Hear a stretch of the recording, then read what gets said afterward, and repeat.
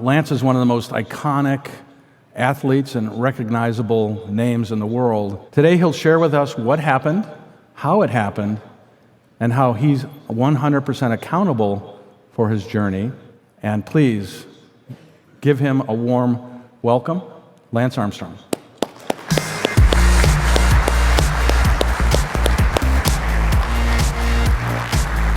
For me, one of the sad parts about this is, and you kind of expect it, but I know I've watched you, I've watched the questions. That was hard to lose that, right? You started this foundation that was helping people, and do you think there's any possibility of restarting that with a different color bracelet? It lives, and you're right, Doc. I mean, there were a lot of things, and you touched on it in the intro. I mean, look, I'm not. I don't ever sit up here and expect sympathy. I mean, most of my wounds were if not all of my wounds were self-inflicted. And I've watched the organization really become a shell of itself, which is heartbreaking. And I've watched my own life in the last 10 years, where I've been able to reimagine and recreate and reemerge. What are you doing to keep sane, and what are you doing? I know that when I've been caught when I was younger, I know I would get mad at myself, but then in defending it and arguing and rationalizing and going to a side of my brain that's very rational. And I know for me, one of the things I've learned with the love of my life is letting go of that side and going to the other place. And I don't know if I'm imagining this about you, but having dinner last night and seeing, like I said, watching hours and hours. When I met Lance, I told him I felt like I've been stalking him for years of all the things I'd watched. But I feel like you're in a more balanced back and forth in your brain. Do you agree with that idea? Do you think that you were more so right-brained that you had to stay in that defending?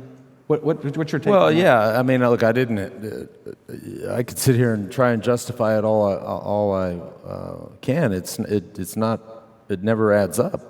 That's one thing. It's another thing to just is sort of strongly and firmly deny and really take on the accusations as if they were a competition, which they're of course not, especially when you're in the wrong. But I did. I was combative. I would press conferences many times at the tour were this big. I mean, the room was this big. You'd get questions from all corners.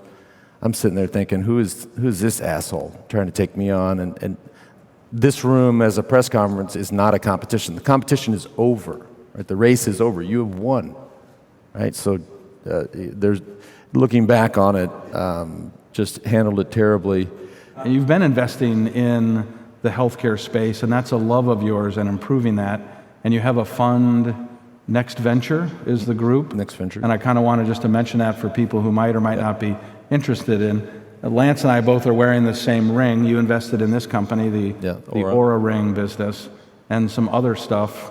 I've invested ever since I've started making money, which really goes back. I mean, I won the World Championships in 1993, so at that point in my life, I had money, right? And so I would dabble and invest a little bit, but I've always been a passionate investor, whether it's through other venture funds or just angel checks. Look, who wants to be 80 and have their grandkid like feeding them soup? Like I don't, right? I want to be 80, out on the golf course, out in the pool, picking up my grandkids, my great grandkids. That's health span, right? That's what we want.